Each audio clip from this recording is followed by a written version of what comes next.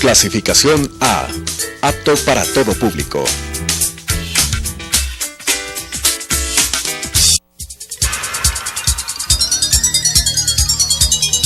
Las opiniones vertidas en este espacio por la producción y dirección del programa son de exclusiva responsabilidad de sus autores y de quienes intervienen en ellos.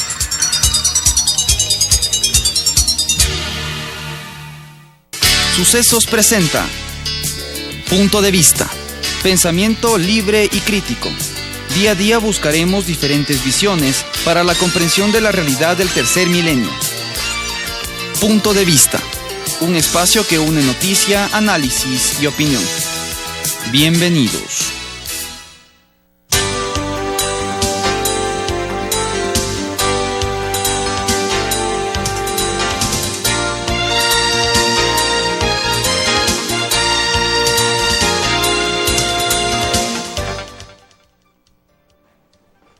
Gracias por continuar con nosotros. Como le habíamos anunciado, estamos con Giovanni Tarihuana, él es director nacional de Unidad Popular. Fuera de micrófonos le decíamos que cómo hablar de la fuerza del partido, cómo hablar de este partido que nace del MPD cuando deja de poder tener la posibilidad de terciar en las urnas, pero ustedes logran el apoyo para conformar Unidad Popular. ¿Cómo avanza la reestructuración? Están ya inscritos, pero ¿qué pasa con cada uno de los cantones y parroquias del país? Muy buenos días. Bueno, Unidad Popular es una nueva organización política ubicada en la izquierda. Exactamente el 27 de septiembre del 2014 la fundamos y durante un año recogimos el apoyo de 500.000 de compatriotas.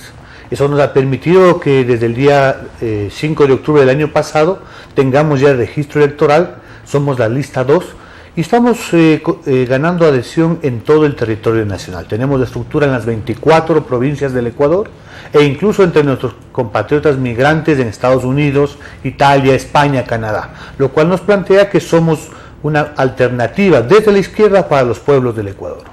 Ustedes están planeando una serie de puntos para lo que sucedió el 16 de abril. ¿Qué ocurre con la solicitud por parte de Unidad Popular de condonar deudas? ¿Qué significa la condonación de deudas para las zonas afectadas por terremoto? Bueno, en primer lugar, nosotros establecemos frente al paquetazo que el gobierno nacional está planteando, que es la elevación del 12 al 14% del IVA, nuestra oposición, porque es una medida en primer lugar que no resuelve el tema de los damnificados y al contrario, los multiplica.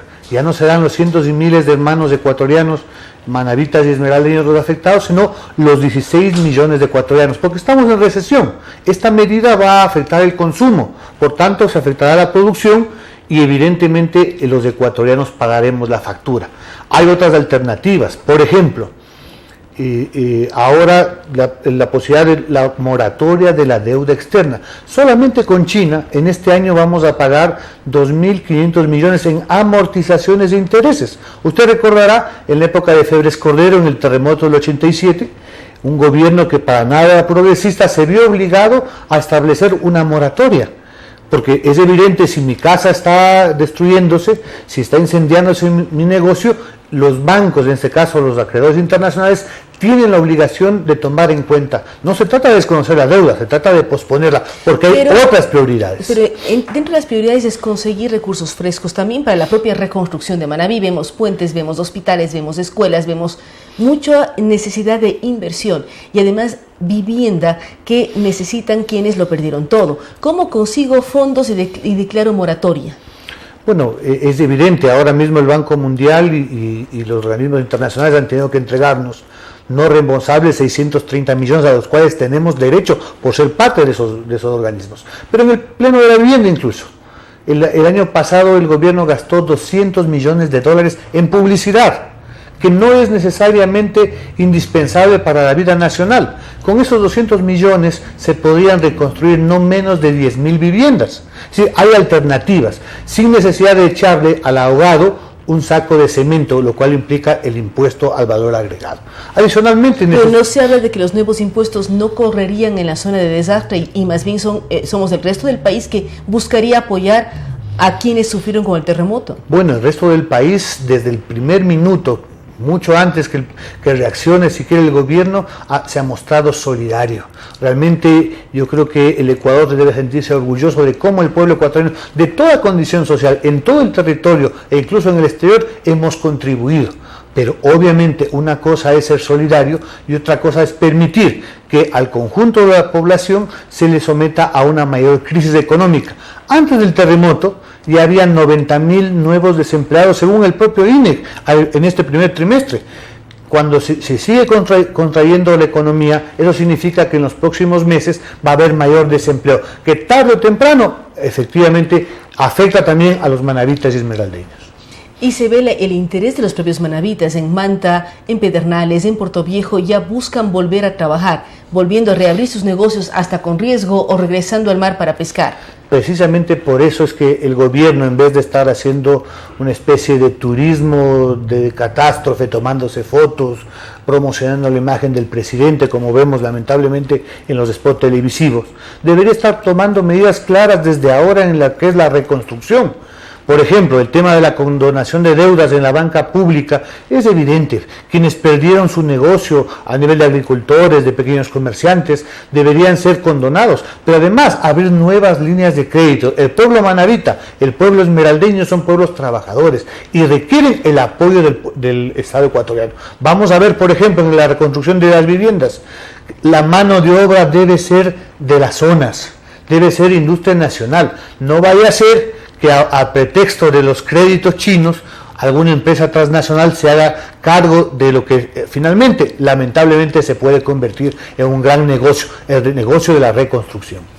¿Qué plantearían ustedes, Comunidad Popular, para la reconstrucción? ¿Quién debería tomar o quién podría manejar la reconstrucción de Manabí y Esmeraldas? Bueno, nosotros pensamos que ante la falta de credibilidad, de liderazgo, la mayoría del pueblo ecuatoriano está exigiendo que todo esto que se va a contribuir, de paso, fue el Frente Unitario de los Trabajadores el día lunes siguiente al terremoto que planteó la contribución de un día de sueldo de los ecuatorianos para aportar a los damnificados. Debería ser una corporación pública, totalmente independiente del gobierno y claramente diferenciado las cuentas del conjunto del erario nacional. No sería bueno que los impuestos que nos van a clavar, que las contribuciones que se van a dar, finalmente sirven para otros huecos fiscales, que es evidente que el gobierno nacional los tiene. Es indispensable una corporación pública con gente absolutamente proba,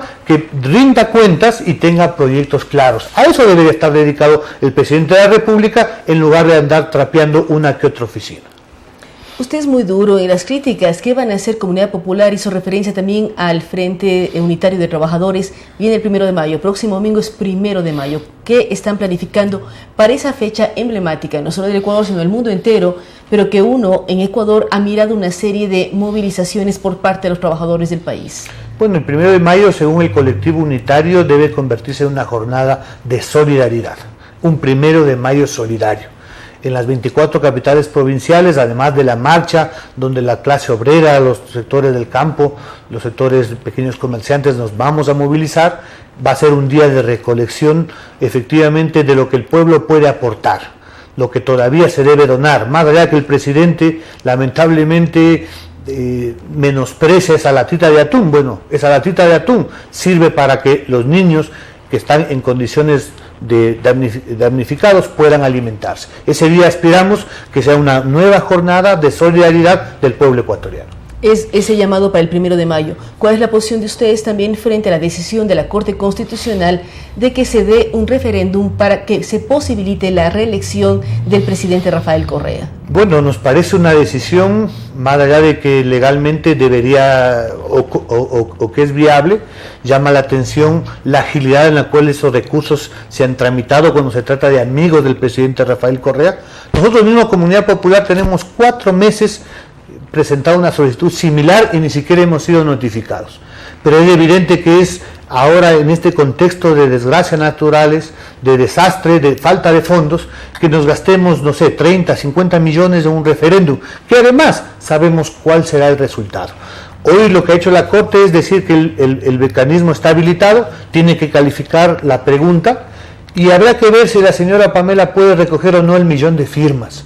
Si aquello ocurre, evidentemente será lamentablemente un gasto de dinero, 50 millones en esta época de crisis, pero no le tenemos miedo. El pueblo ecuatoriano sabrá enfrentar al presidente de la República en las urnas.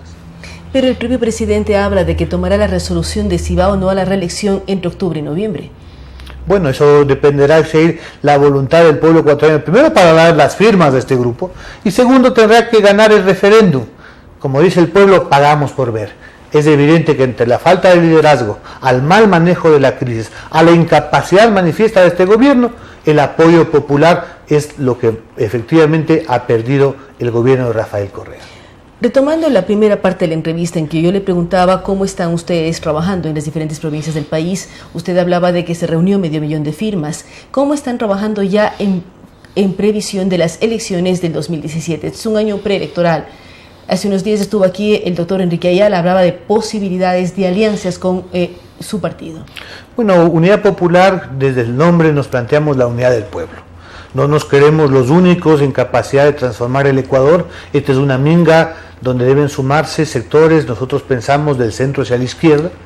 Hemos conversado ya con varios sectores, los socialistas revolucionarios, Pachacútec, Montecristi Vive, las centrales sindicales, la CONAIE, y hay un espacio de construcción de un programa alternativo para dar respuestas a la crisis. La gente quiere saber cómo salimos con el tema del desempleo. Precisamente en el último trimestre, según el INEX, se perdieron 90.000 empleos. Si ustedes son un partido de izquierda, leninista y marxista, ¿cómo buscar reactivar aparato productivo e inversión privada? ¿No hay una separación entre lo que son y lo que pueden ofrecer a través de empleo? Para nada. Nosotros como marxistas, como oposición de izquierda, planteamos el tema de resolver los problemas de la población.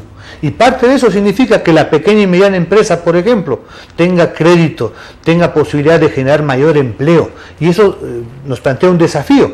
Aquí el 85% de quienes generan empleo precisamente son los pequeños y medianos. Aquí hay que ver cómo contribuyen los monopolios. 125 empresas tienen la mitad del Producto Interno Bruto de este país y apenas generan impuestos por apenas el 1 o el 2% de sus ingresos. ¿Y ustedes cómo analizan el tamaño del Estado? Hay que reducir el tamaño del Estado. ¿Qué ocurre con esto que ha sido criticado por varios sectores cuando se habla de que se deben suprimir secretarías, venderse ciertas empresas? ¿Cómo analizan ustedes como Unidad Popular? Bueno, el Estado que ha construido Rafael Correa evidentemente es obeso. Y hay cosas tan inexplicables como el Ministerio de la Felicidad. Y es necesario ubicar, hay 40 secretarías y ministerios de Estado, hay mucha duplicación de esfuerzos, hay áreas en las cuales evidentemente el Estado debe ser, fuerte, educación, defensa, energía, y tiene que el Estado plantear el tema de un financiamiento a través de la banca pública. Se trata de darle curso sí a la sociedad y un papel regulador del Estado, pero también promotor de la producción. Obviamente se requiere una reingeniería en el Estado ecuatoriano. Para terminar, ¿qué ocurre con lo que era la Unión Nacional de Educadores? Ahora hay un sindicato y un grupo afín al gobierno, hay una división. ¿Cómo ustedes, cuyas bases fueron los maestros, qué ocurre y cómo están trabajando con el sector educativo? Bueno, la educación es una de las grandes deudas que deja este gobierno. Han tenido la mayor inversión petrolera de la historia y los antecedentes y los resultados han sido bastante mediocres. Hay una evaluación, compañeros nuestros como Jorge Escala, Stalin Vargas van a publicar en los siguientes días una evaluación crítica del Plan Decenal de Educación. Ninguna de las metas... Pero no se ha hecho infraestructura, no se ha mejorado la infraestructura a nivel nacional. Hemos visto una serie de inversión en escuelas de milenio, colegios réplicas y una serie de elementos que darían mayor cabida a jóvenes y a niños para aprender. Ese ha sido bastante de cosmético. Habría que ver cuál es el modelo pedagógico, cómo se ha avanzado en democracia en el aula, cómo se ha avanzado en inclusión. No seguimos siendo un país con analfabetismo, somos un país donde 600.000 jóvenes se quedan sin universidad. Es decir, la educación de largo es una tarea pendiente y una tarea donde el gobierno pierde el año. Queremos agradecer, amigos de Radio Sucesos y Telesucesos, la presencia de Giovanni Tarihuana. Él es el director nacional de Unidad Popular, este partido que está generando una serie de opiniones y que además llama a una marcha solidaria del 1 de mayo. No solamente que salgan los obreros y trabajadores, sino que todos den su aporte para los damnificados del 16 de abril. Hemos hablado también sobre cómo está avanzando el partido, sus criterios frente a las reformas de la ley del área tributaria y también con aquello que tiene que ver con trabajadores y maestros. Nuevamente gracias a Giovanna Tariguana. Vamos a una pausa y estaremos dialogando con la Cruz Roja, con Freddy Carrión. ¿Qué están haciendo? ¿Qué ayudas solidarias ha recibido de la Cruz Roja de diferentes partes del mundo? Hacemos una pausa y continuamos con Punto de Vista.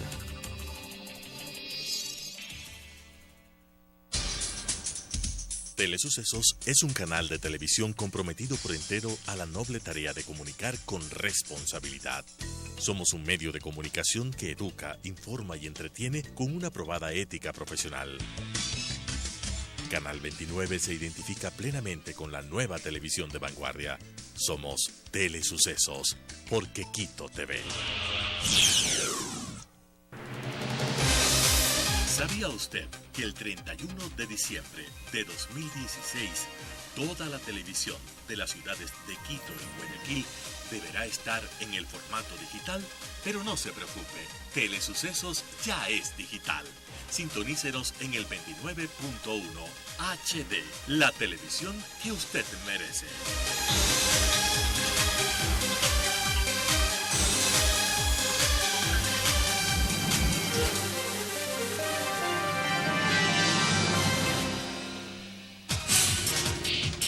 Telesucesos es el primer noticiero de texto en la televisión ecuatoriana.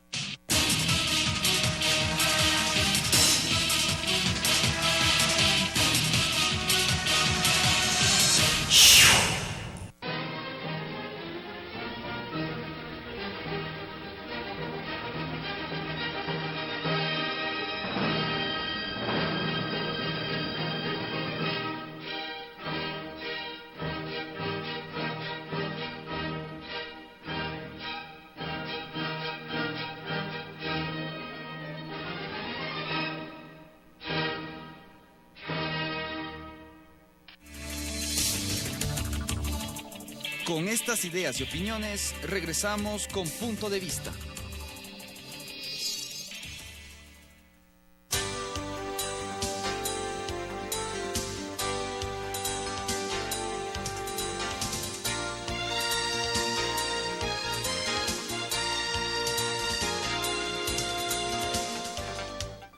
Gracias por continuar con nosotros. Como le habíamos anunciado, estamos con el doctor Freddy Carrión.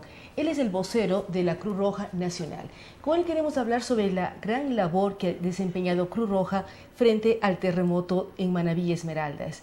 Doctor, ¿cómo ustedes han trabajado? ¿Cómo han laborado en la zona de desastre? ¿Cuántas atenciones? Y además quisiéramos que nos cuente qué ocurre con Cruz Roja, no solo de Ecuador, sino del mundo entero. Buenos días y muchas gracias por la invitación.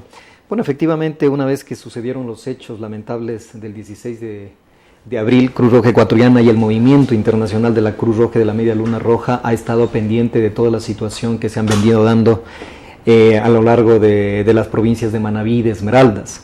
Hemos activado una serie de voluntarios, cerca de 1.200 voluntarios que se encuentran activados junto con personal especializado en temas de rescate. Cruz Roja Colombiana colaboró y nos aportó con personal muy especializado en temas de rescate y evacuación, Cruz Roja Mexicana, Cruz Roja Americana, Cruz Roja Noruega, en fin, se han hecho presentes todas las cruces rojas del país en un llamado humanitario para atender a las víctimas del terremoto de Manabí y de Esmeraldas.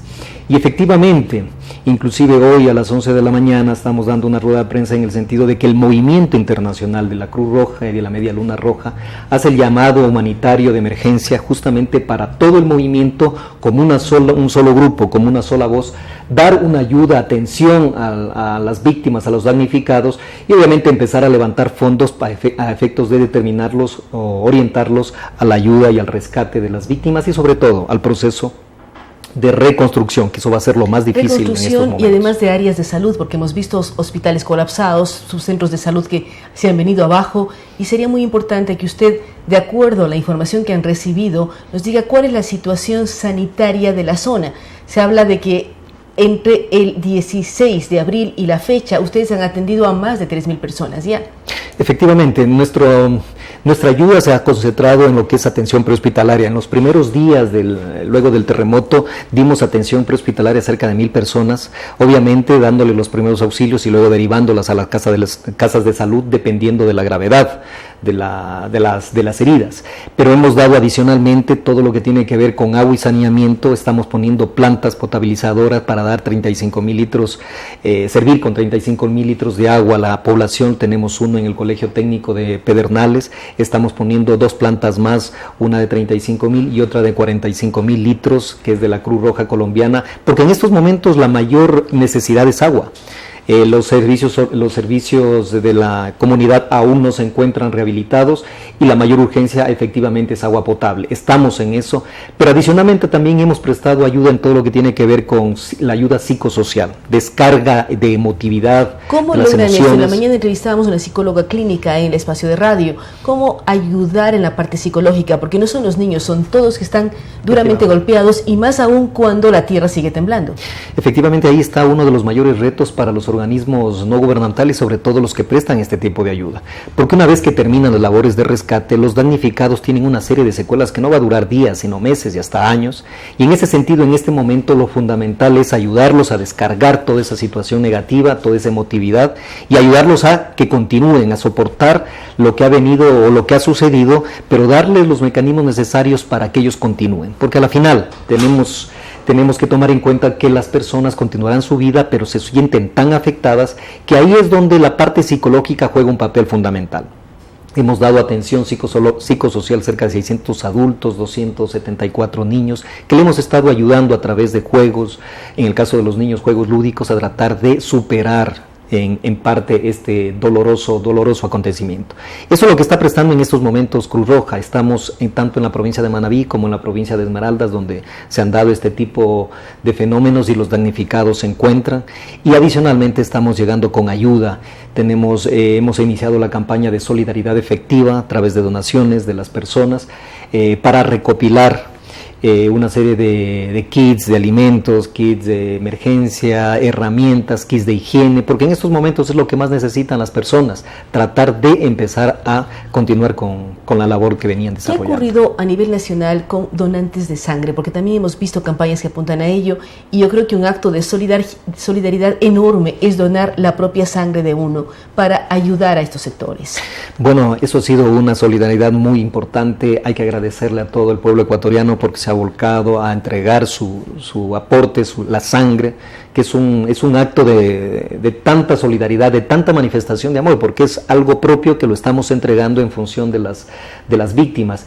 Y ha habido una gran acogida en temas de donación voluntaria. Empezamos con la sangre, el tipo de sangre más difícil, que es O negativo, pero se han acercado muchas personas. Tenemos actualmente el stock, seguimos atendiendo indudablemente en temas de donación, pero tenemos un stock que nos permite hacer frente a las emergencias cuando seamos requeridos por el Ministerio de Salud Pública. Es decir, ustedes tienen en el stock en este momento todos los tipos de sangre más comunes o más utilizados, por decirlo así, dentro del país. Efectivamente. La O negativo es el tipo de sangre que es universal, pero tenemos de acuerdo al requerimiento que nos da el Ministerio de Salud, podemos atender la necesidad que se llega a presentar.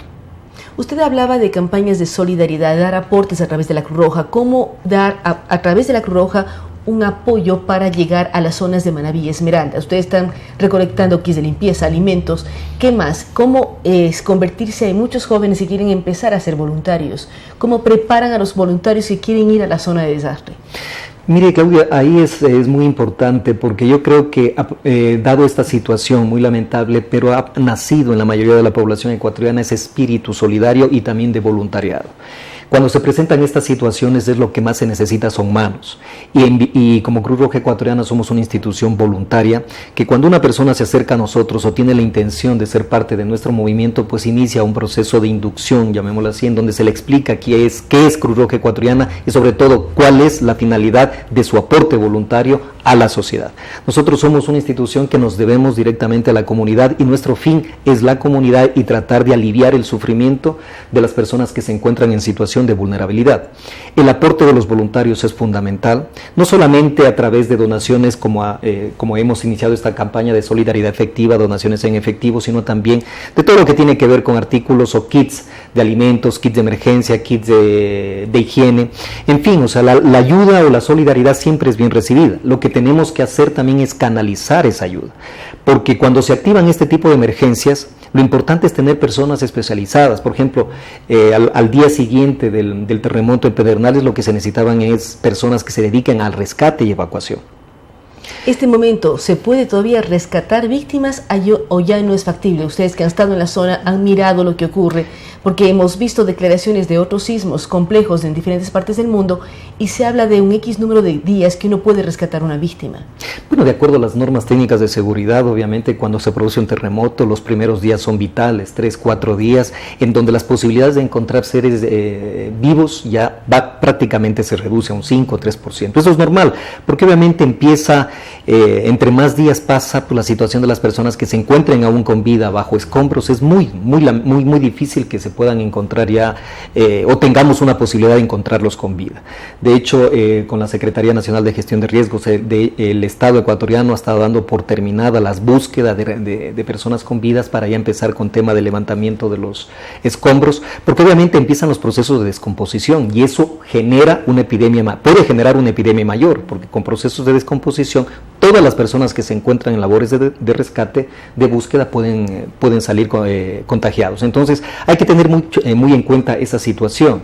Ha habido casos, efectivamente, leía un caso que creo fue en un terremoto en Nepal, en el Asia. En el Asia, de que una persona la encontraron cerca de los 3 meses. Algo así. De 17 días, pero son casos excepcionales realmente. Excepcionales, completamente como usted dice, los primeros días, 1, 2, 3, 4, 5 días, son días claves para lograr rescates. Efectivamente, y como decía, o sea, una vez que ya se da por terminadas las búsquedas, empiezan los escombros para tratar de limpiar, porque todo eso puede generarse en un foco de contaminación. Usted hablaba de esta fuente efectiva, cómo continuar ayudando, a través de qué web podemos encontrar la forma de ayudar a través de la Cruz Roja. Bueno, nosotros con esta campaña de la solidaridad efectiva tenemos nuestra página web es la www.cruzroja.org.es, en donde a través de nuestras páginas estamos orientando todo lo que tiene que ver con las donaciones, sea en efectivo o sea con kits para alimentos, kits de higiene, kits de emergencia. Adicionalmente, muchos organismos internacionales que forman parte de nuestro movimiento, como la Cruz Roja Americana, junto con USAID, han entregado recientemente, el día sábado y domingo, estuvimos recibiendo cerca de 80 toneladas de kits plástico, todo para empezar con el proceso de los albergues, porque una vez que termina el tema de la búsqueda y el rescate de las víctimas del terremoto, se inician todo lo que tiene que ver con albergues, sea temporales. Y albergues con mayor duración, que no sean, y además que sean resistentes a la lluvia, para que la gente pueda estar segura dentro de ellos. Efectivamente, a través de esas donaciones hemos empezado ya a tener bodegas estratégicas en Manta, Puerto Viejo y también en Esmeraldas, a fin de empezar con los albergues que obviamente den protección, porque no solamente es un albergue temporal de 1 o 2 días, sino que necesitan albergues de varios meses hasta empezar con el proceso de reconstrucción y obviamente de ubicación nuevamente de las personas. Usted hablaba de lo que va a pasar hoy a las 11 de la mañana, el movimiento a nivel mundial, cómo está apoyando, qué puede esperar Ecuador del movimiento de la Cruz Roja, y usted hablaba también de la Media Luna Roja o de la Estrella de David Roja, que todos son partes de la Cruz Roja. ¿Cómo o qué podemos esperar a las 11 de la mañana como Ecuador? Bueno, efectivamente, cuando se produce un evento de esta naturaleza, el movimiento internacional, que es el movimiento internacional de la Cruz Roja y de la Media Luna Roja, donde Cruz Roja Ecuatoriana forma parte como a nivel de Ecuador, se activa en un plan de ayuda humanitaria que involucra la recolección de fondos a efectos de destinarlos al país que presenta esta situación de vulnerabilidad o esta situación social en cuanto al terremoto. Todo el movimiento, lo que involucra a todas las sociedades nacionales del mundo, se activan y empezamos con procesos de recaudación de fondos para tratar de hacerlos llegar, sea mediante donaciones en efectivo o sea también a través de kits de emergencia, para tratar de crear albergues, en fin, se activa el movimiento. No olvidemos que Cruz Roja Ecuatoriana, formando parte de un movimiento internacional como es el movimiento, la Federación Internacional de la Cruz Roja, de la Media Luna Roja, formamos parte de una gran familia internacional que se activan en estos momentos. Durante todas las etapas del año pasamos trabajando en temas de prevención, en temas de desastres, inundaciones, principios y valores, destacando todo el tema de salud comunitaria, pero cuando existen estos momentos, todo el movimiento se activa a fin de volcar toda la ayuda internacional en esa sociedad nacional, en ese país en donde se ha presentado la emergencia. Es que vamos a esperar las respuestas y lo que es importante, agradecer a la Cruz Roja ecuatoriana y mundial su presencia en la zona de desastre.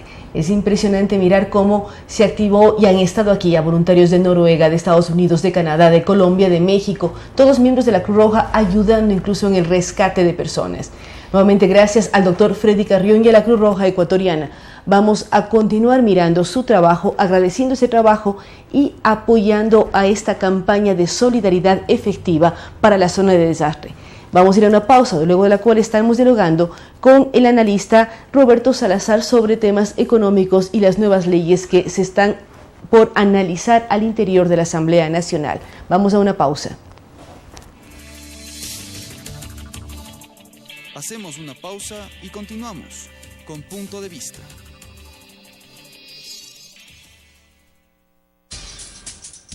Telesucesos es un canal de televisión comprometido por entero a la noble tarea de comunicar con responsabilidad.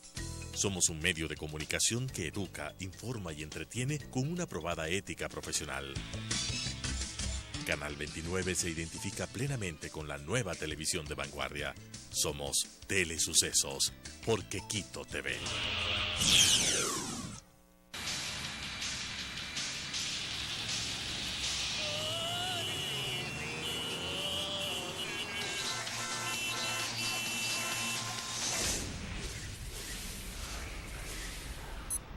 Tómelo con calma.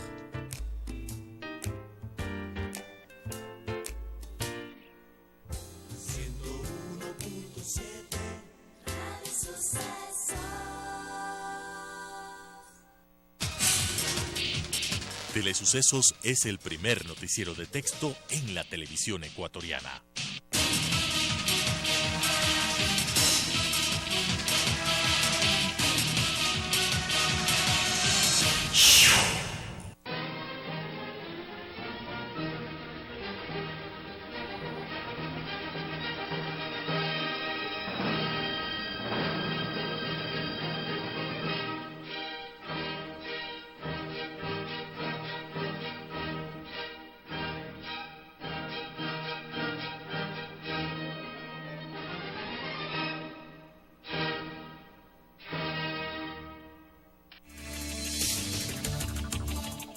Con estas ideas y opiniones, regresamos con Punto de Vista.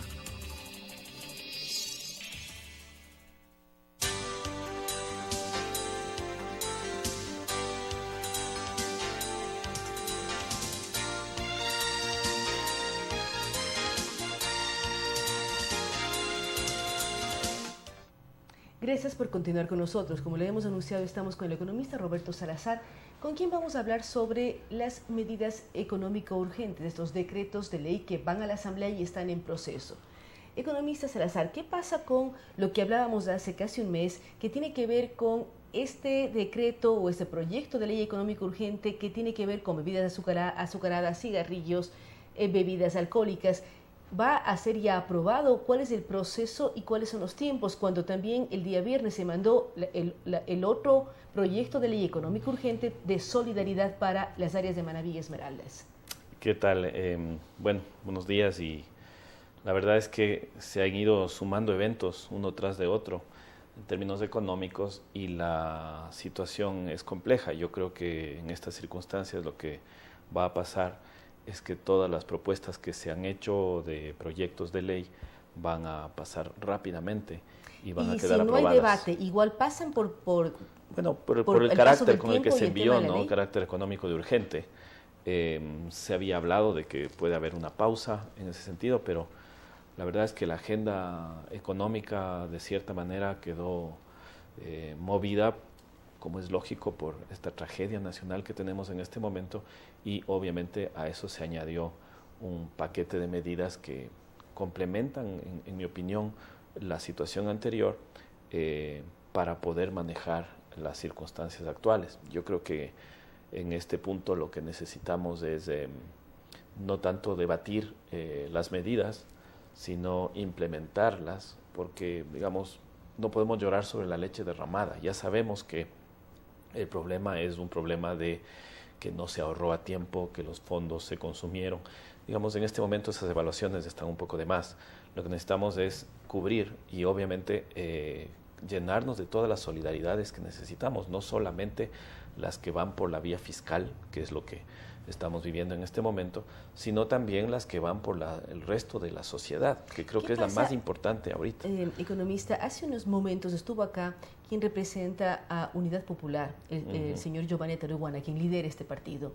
Él dice se debe generar una moratoria de deuda externa. ¿Es positivo para el país esta posibilidad? ¿Qué hacer cuando se habla? Él señalaba, este año tenemos que pagar como beneficio a la deuda, sin pagar deuda, más de $2.000 millones solamente a China. ¿Es posible tomar esta figura de moratoria frente a la tragedia vivida como Ecuador? Yo creo que lo que hay que hacer urgentemente es dialogar en serio con los actores reales, tanto de la microeconomía como de la macroeconomía, de lo nacional, de lo local y de lo internacional. Si es que existe un espacio como para poder tomar medidas de voluntad conjunta, no impuestas, digamos, porque los temas estos de moratoria unilateral realmente no son muy beneficiosos. Pero si dadas las circunstancias del país, los organismos internacionales, no solamente que contribuyen con las líneas de crédito y los fondos de contingencia que ya están empezando a fluir, sino que además se puede lograr articular con los acreedores una estrategia, me parece que es un tema dable, ¿no? Habla de que se debe hablar en serio. ¿Qué significa o qué carga le está dando usted a esto de dialogar en serio? Lo que pasa es que en este momento lo que nosotros vemos es que la sociedad se ha volcado a trabajar entre ecuatorianos y no ha habido los llamados, digamos, desde las autoridades a poder coordinar las actividades más allá de lo político. Nos parece, digamos, a muchos analistas que estamos trabajando en redes sociales, que estamos trabajando en medios, que estamos trabajando en el análisis, en la investigación, que el en serio implica una sentada en la cual, por ejemplo, se convoque a los expresidentes de la República. Sería una señal muy clara, muy seria, como ocurrió en el CENEPA, ¿no es cierto?, en el cual todas las autoridades de las diferentes tendencias políticas se sentaron, dejaron diferencias a un lado y dijeron muy bien cuál es la estrategia. Eso en lo político. Parece que en la parte económica lo mismo se necesita una sentada entre las diferentes escuelas de pensamiento económico, gente que tiene unas perspectivas y que tiene otras, y tomar medidas de confianza mutua, en primer lugar, con las cuales se pueda canalizar los recursos con participación, con transparencia, con veedurías y con elementos que faciliten el poder trabajar con las autoridades. Yo creo que no es un momento como para decir, miren, dejen todo en manos de nosotros, porque en realidad uno ve que los elementos estos de evaluación del pasado sí nos llevan a tener preocupaciones sobre los recursos, su uso y su accionar, digamos, en términos de llegar efectivamente donde está la gente. Yo estuve en Manabí en estos días con un grupo de colegas, empresarios, economistas, médicos, profesionales de diversas especialidades. Y claro, en las noches uno se queda cenando sin luz y se queda conversando y revisando desde las distintas perspectivas. Y vemos allí justamente que se necesita ese tipo de seriedad del análisis interdisciplinario, interideológico, etc. En este momento hay que dejar de lado todo y en serio sentarse, ponerse, digamos, todos nosotros, más allá de posiciones, autoridades, cargos o plataformas, etcétera, hay que sentarse con el corazón limpio y tranquilo a trabajar con una estrategia en la cual, luego de haber conversado, que esa es la parte en serio, lo puedan llevar adelante las autoridades con una regla que sea acordada. esa regla en este momento no se la ha acordado porque no ha habido tampoco la convocatoria para sentarse. Lo que sería importante que usted mencione es llamar a todos los sectores. Usted habla de los expresidentes, no importa su tendencia política, profesionales que están listos para apoyar con sus ideas, con sus proyecciones y hacer una evaluación hacia dónde podemos ir como país. Ahora, ¿cómo analizan ustedes el nuevo decreto que apunta a IVA, a tema de utilidades, a quienes ganan más de $1.000 mensuales, todo aquello que trae este nuevo proyecto de ley que habla de solidaridad? ¿Cuán solidario es cuando es obligatorio? Bueno, es que ese, por ejemplo, es uno de los puntos clave de discusión. Se necesita analizar las medidas de manera abierta. Es decir, no podemos nosotros, porque tenemos un martillo, pensar que todas las situaciones son clavos y porque tenemos un Estado, pensar que todo se resuelve tributariamente. Está bien los impuestos en ciertas circunstancias, pero en otras no. Y esas circunstancias hay que escuchar a los actores reales de la economía, si es que eso es así o no. Por ejemplo, ahora que estábamos en Manabí, veíamos en las comunidades donde fuimos a apoyar que hay gente que está desempleada durante 3 meses, antes del terremoto, que estaba ya en pobreza. En el propio Manabí. Antes del terremoto no tenían trabajo 3 meses. Ya estaban complicados. Imaginémonos el centro de las ciudades donde esta periferia, ¿no es cierto?, ocurre con este desempleo. La parte comercial está destruida. La parte turística está destruida. Entonces tenemos 2 sectores económicos que antes daban empleo que están caídos. Y estas personas que trabajaban en el tema agrícola, comercial, turístico, incluso la pesca, digamos, uno ve que las personas dicen, ¿y ahora qué vamos a hacer? No tenemos empleo desde antes, no tenemos empleo ahora. ¿Cuál es la perspectiva? Entonces, en ese momento ejemplos simples de hay la que pesca. resolver. Un grupo con el que trabajamos fue a la zona. Hay pescadores que salen, realizan sus faenas, pero no existe congeladores funcionando. Es decir, lo que es instante se puede consumir y vender bien, pero no pueden pensar en guardar porque todavía hay problemas con energía, los congeladores fueron destruidos. Es decir, ¿cómo reestructurar lo que, como usted decía, reconstruir y dar alternativas de trabajo, empleo y dignidad a los damnificados? Es que a eso voy justamente, porque si es que uno carga tributos en esas circunstancias, probablemente lo que haga más bien es frenar más todavía la economía. El caso de Haití y de su terremoto, hay una evaluación que se hizo en la cual se muestra que se tiene que trabajar el paliativo, la mitigación y la prevención del riesgo de manera conjunta. Algo de esto lo decían los famosos economistas Jorgensen y Holtzman del Banco Mundial en su manejo social del riesgo. Es un documento muy conocido en el área de protección social. Y allí uno ve que si es que uno no trabaja las 3 cosas a la vez, no se sale bien. El caso de Haití permitió demostrar que finalmente no se sale. Todavía Haití tiene secuelas y no Claro. logra recuperarse de un terremoto a diferencia de Chile, que fue al mismo tiempo, con meses de En Chile diferencia. sí hubo algunos elementos tributarios, efectivamente, pero estamos hablando de un país diferente. Es un país que tenía ahorros, es un país que tenía la posibilidad de meter en la economía recursos que había ahorrado. Nosotros en este momento no tenemos objetivamente esos recursos y estamos incluso endeudándonos, como se veía en la Sabatina, incluso para recursos que van a ir a gasto corriente. Lo dijeron las autoridades en la Sabatina, que algunas de las líneas de crédito que emite el BID irían a cubrir los gastos corrientes del terremoto o del siniestro.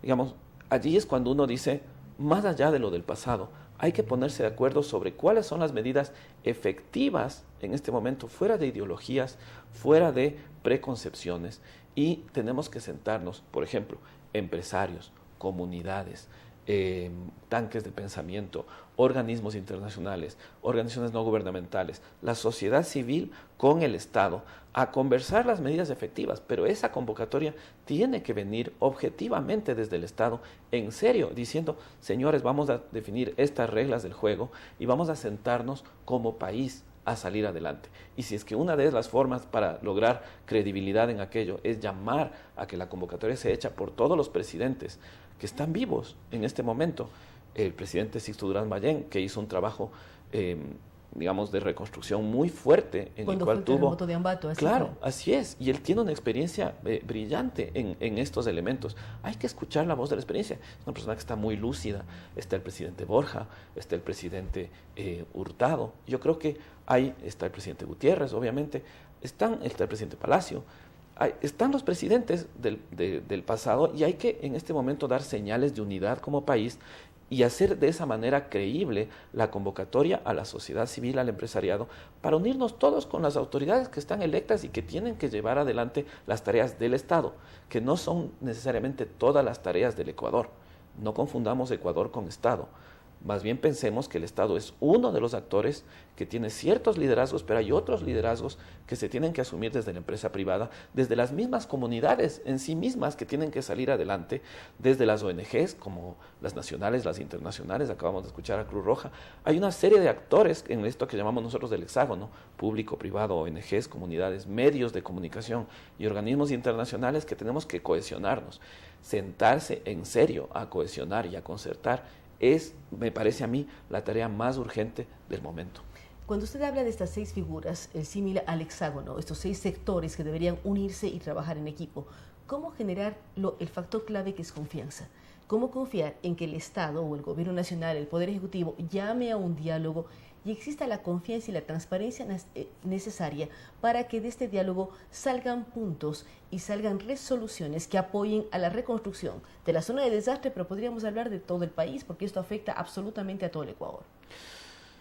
A ver, yo creo que hay varios elementos que hay que revisar allí. Por ejemplo, en primer lugar, se necesitan medidas políticas en las cuales, como decíamos, se convoque a los actores visibles, no solamente expresidentes, sino a los líderes de los partidos políticos. Estamos en medio de una campaña electoral. Nosotros tenemos que hacer una especie de pausa ecuatoriana con respecto a esto, porque no solamente son las elecciones las que vienen, también vendrá la situación de manejo económico que se tiene que dar en el 2016, 2017 e incluso hasta el 2021, porque las perspectivas que emitió el Fondo Monetario antes del terremoto ya decían que el Ecuador iba a tener varios años de recesión. Entonces, nosotros no podemos, en circunstancias como las actuales, darnos el lujo de negar una situación que ya estaba viviéndose, que ahora es más evidente y mucho más grave todavía. Entonces necesitamos ese tipo de medidas políticas. En lo económico, nosotros necesitamos dar una señal a los mercados internacionales, a los actores, incluso financieros, cooperantes y no cooperantes, para decir, mira, hay una agenda país, hay una agenda Ecuador que va más allá de este régimen. Puede ganar quien sea las elecciones siguientes. Sería súper importante que nosotros sepamos que tenemos una regla que cualquiera de los ganadores futuros, sea este mismo gobierno o la oposición o quien quiera, la pueda mantener. Esto es lo lógico para alguien que va a financiar con un crédito reembolsable o no reembolsable. Es un económico y financiero. En lo social, yo creo que todos nosotros estamos como sociedad civil atentos y pidiendo, por favor, que el Ecuador de una vez por todas deje atrás estas luchas y estas confrontaciones y pase a construirse sobre esta solidaridad que ahora se ha hecho tan visible desde la sociedad civil, desde cada uno de nosotros, que en las familias se conversa y que decimos, ha entrado aire fresco en el Ecuador de esta década que hemos pasado peleando, porque la autoridad se ha pasado, ¿no es cierto?, polarizando como una estrategia política.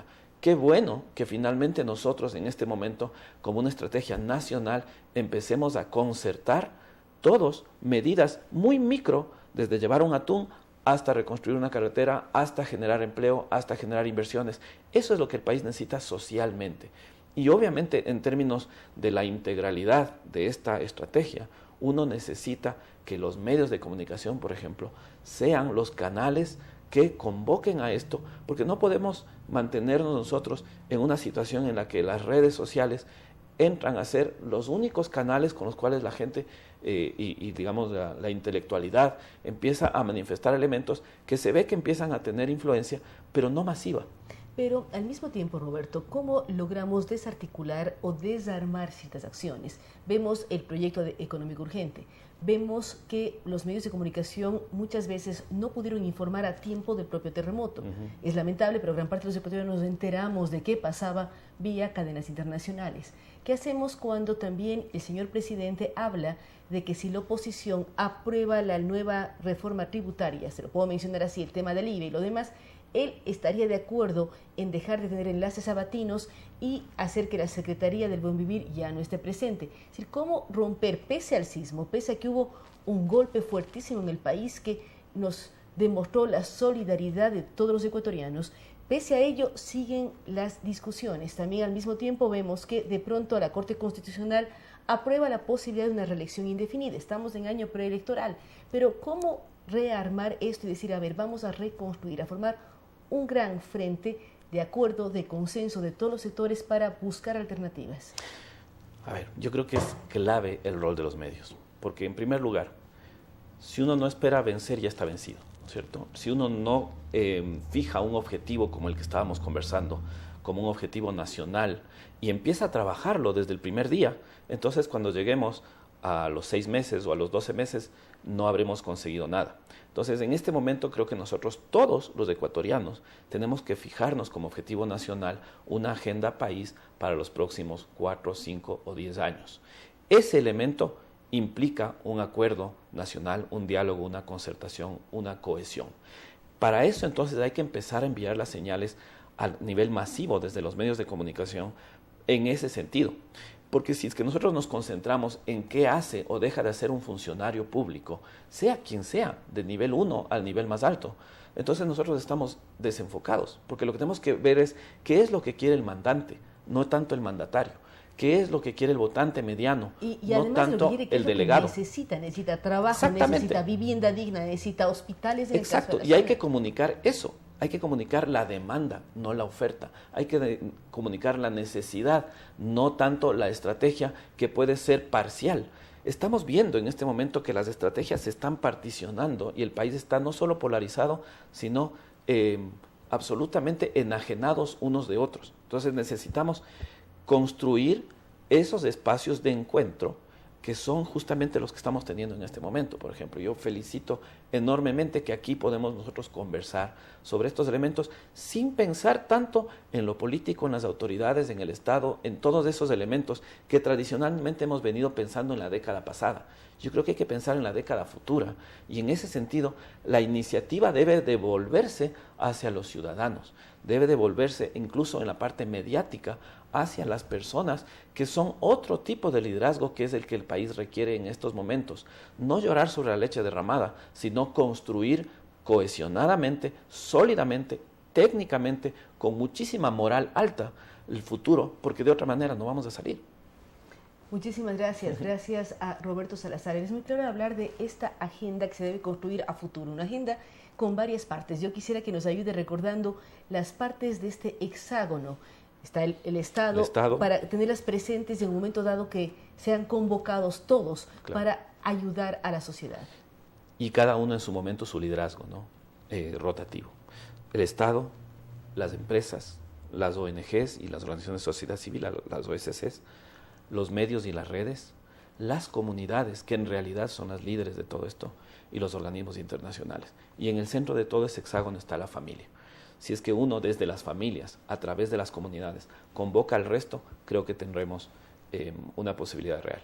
Gracias nuevamente a Roberto Salazar. Él es claro hablar de este espacio de diálogo, un espacio de acuerdo nacional en donde se deje a un lado el tema político, el tema partidario, las diferencias, y él hace un llamado que pronto el golpe que el país recibió el 16 de abril nos sirva para que reaccionamos de esta manera. Él hace comparaciones, habla de la problemática que todavía vive Haití luego de un terremoto de hace varios años frente a cómo Chile encontró soluciones. Queremos que el Ecuador encuentre soluciones. Él habla de la importancia de buscar estos espacios de diálogo, de acuerdos para fijar políticas de Estado a largo plazo, sin banderías políticas, sin intereses económicos particulares, sino decir el Ecuador tiene que llegar a este rumbo en tanto tiempo. Un acuerdo en donde los más importantes son los propios mandantes. ¿Qué necesitan las personas en Manabí, en Esmeraldas, en este caso?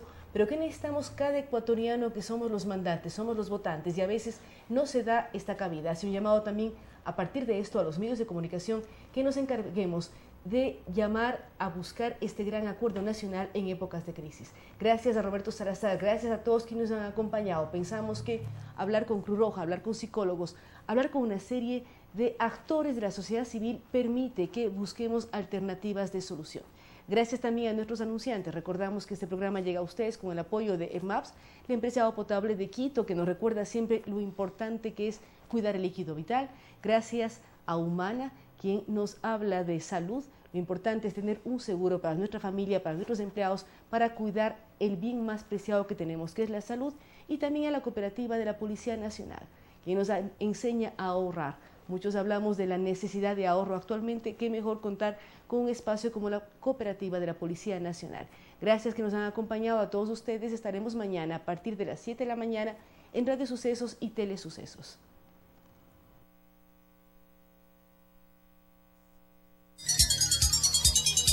Las opiniones vertidas en este espacio por la producción y dirección del programa son de exclusiva responsabilidad de sus autores y de quienes intervienen en ellos.